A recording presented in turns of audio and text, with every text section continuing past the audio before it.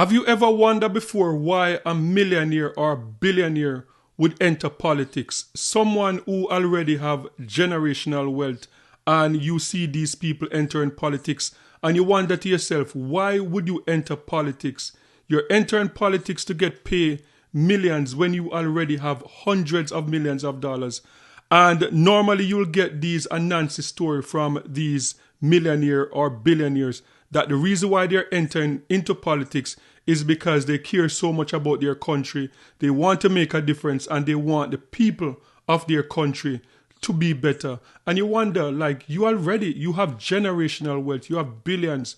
Why can't you use your billions and do that? Why can't you impact your community with the amount of money that you have already? So now the real Mark Golding is showing up, because Mark Golding is showing the people of Jamaica that, look, he doesn't care about the people of Jamaica or Jamaica itself.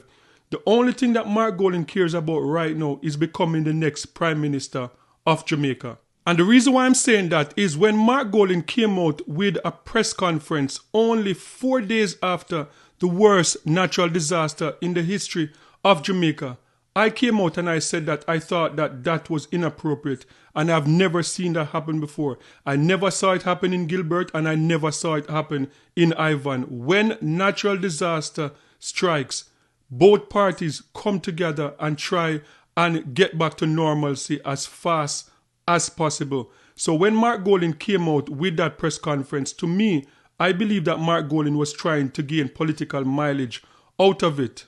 However, one thing that Mark Golding said in that press conference that I agreed with is that there need to be a joint committee for the hurricane relief program. So whatever happened, whatever is going to be distributed, that it is not politically motivated. It will be distributed equally to every single Jamaican in need. So that was the only thing out of the press conference that I agreed when Mark Golding said that there should be a joint hurricane relief committee, and he would be honored if the government allowed him to be a part of it.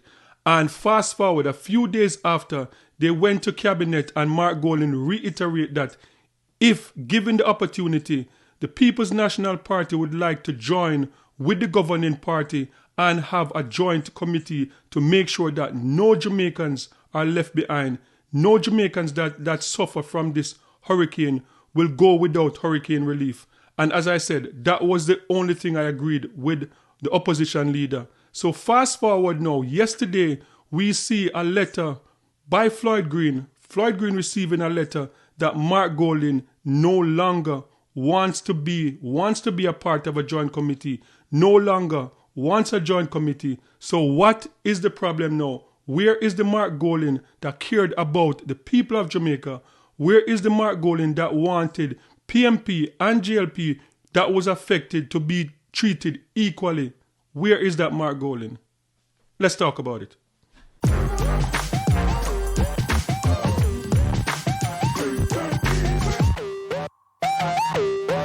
As I said, I believe that the joint committee was a brilliant idea, because even though there are organizations there already that should keep the government accountable, we know with all of chaos that happened within the past 5 years with the Integrity Commission and all of that. So when Mark Golding said the joint committee, when we saw the press conference and we saw Dean Jackson Miller was asking that question also, if there's going to be a joint committee, I thought that was a good idea, and that should have been the only way to move forward with the hurricane relief, to make sure that both PMP Member of Parliament, JLP Member of Parliament, they're on this committee and they're working together to make sure that every Jamaican that would have been affected by Hurricane Melissa would get equal treatment. So to see the opposition leader coming out yesterday now, to see that letter coming from the opposition party to say that they're no longer interested in a joint committee, it makes you wonder, are they really willing to work with the government, or is this just political for them? Is this just them wanting to form the next government despite what happened to Jamaica with this devastating hurricane? So this was Floyd Green reading out that letter yesterday in the Parliament building. In our last sitting, when the Prime Minister gave his presentation in relation to Hurricane Melissa recovery efforts, he did indicate that the government would move to establish a joint select committee akin to the COVID-19 joint select committee to provide oversight of the recovery effort. And he did highlight that we would come to the House today to name that joint select committee. In light of that, Madam Speaker, I will read these two letters into the record. Dear Minister, and this letter is from the Leader of Opposition Business, Mr. Philip Paulwell. Dear Minister, during his presentation last Tuesday in Parliament, the Prime Minister announced the establishment of a joint select committee to provide oversight on matters relating to the operations for relief, recovery and reconstruction consequent to the devastation caused by Hurricane Melissa. He mentioned that you and I should consult on the terms of reference and the membership of the committee. On reflection on this matter, the opposition believes that such a committee would not be necessary and appropriate at this time, as it would be duplicating and usurping the role and function of the PAAC. Please be reminded that the main functions of the PAAC, as set out in Standing Order 73A, are A. Examining budgetary expenditure of government agencies and other public bodies to ensure that expenditure is done in accordance with a parliamentary approval. B. Monitoring expenditure as it occurs and keeping the Parliament informed of how the budget is being implemented. And C. Inquiring into the administration of the government to determine hindrances to the efficiency and to make recommendations to the government for the improvement of public administration. We would also wish to state that a joint select committee involving members of the Senate in such an exercise would be unprecedented. Considering the above, we strongly urge the government to allow the existing arrangements for oversight in all aspects of the works related to Hurricane Melissa recovery be maintained. Best regards, Philip Paulwell, and this letter was sent on Friday, November 7th by electronic mail. I will now read the government's response under my signature, Madam Speaker. Reference is made to your email dated November 7th, 2025. I must express deep concern and disappointment at the opposition's sudden change in position.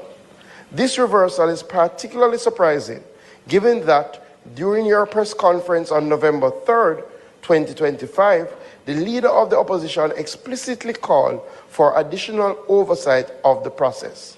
It has always been our position that Parliament already provides adequate and robust oversight through established committees such as the Public Administration and Appropriations Committee, PAAC, and the Infrastructure and Physical Development Committee, both of which are mandated to ensure transparency and accountability.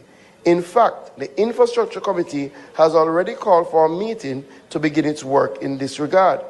The Prime Minister's decision to establish a joint select committee was aimed at fostering national consensus and unity, and in direct response to the opposition's public call for greater oversight.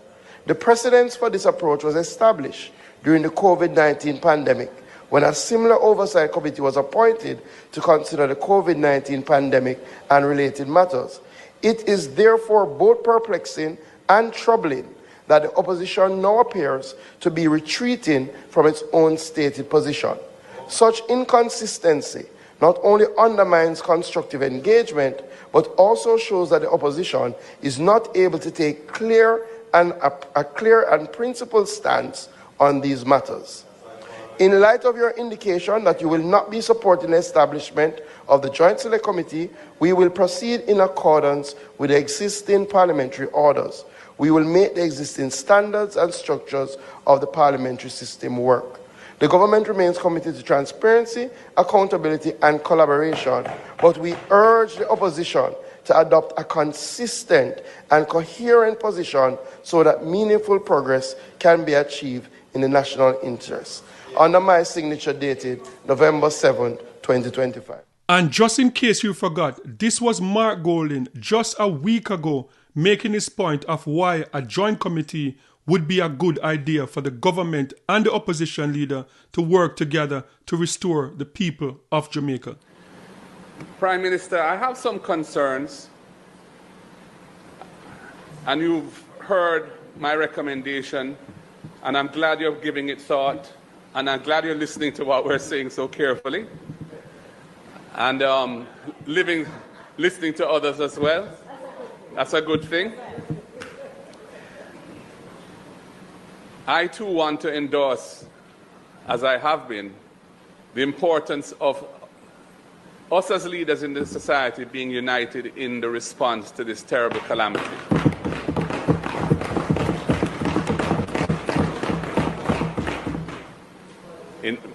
Communities have supporters of both sides who have been impacted by this thing. We are Jamaicans, and we love each other, we love our nation, and we must approach dealing with this with mutual respect, care, and love. And I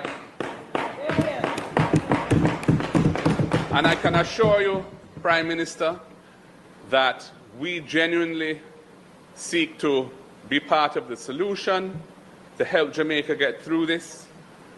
You can count on us cooperating and playing a constructive role to the extent we are afforded the opportunity to do so.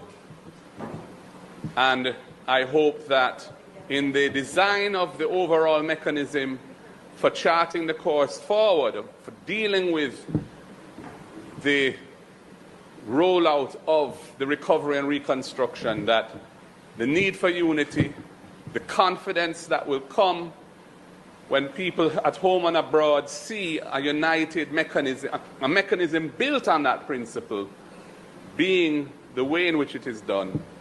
I think that there's a lot to be said for that, and that's why I made the recommendation that I have. So that was the opposition leader, Mark Golin, only a week ago, appealing to the government to make this joint committee so that the people of Jamaica can get equal relief, that the people of Jamaica can be treated equally and fairly. And 1 week later, now they don't want it anymore. And I believe that this is a sign that the Jamaican people need to take this as a warning, because the only reason, in my opinion, the only reason why Mark Golin is backing out right now is because he see that the press conference that he called a few weeks ago, the press conference is working, because that press conference was to light a fire of division in Jamaica right now when we're still going through the worst natural disaster in the history of Jamaica. Now we're seeing the Prime Minister, we're seeing the governing party being attacked left, right, and center.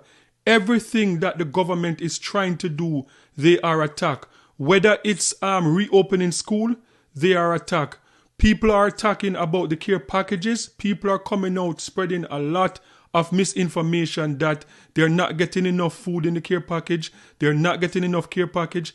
All kind of attack is on this government now. And I know that the opposition leader, they're sitting back and they're smiling and said, job well done. So now they're trying to excuse themselves from a joint committee, because what a joint committee will do is will ensure that the government alone cannot be blamed. Because with a joint committee, both the governing party and the opposition would take responsibility for any relief efforts going out to the people of Jamaica. And Mark Golin now is seeing that, look, the people are attacking the government right now, so now is the time to back out of this joint committee. And to me, that is very disgraceful. And I hope the people of Jamaica will wake up and see anyone that will use a natural disaster to gain political mileage is not someone that we can trust with our country. So guys, sound off in the comment section and let me know your thoughts on this one. And don't forget to like, share, and subscribe for more amazing content. And remember, peace. I'm out.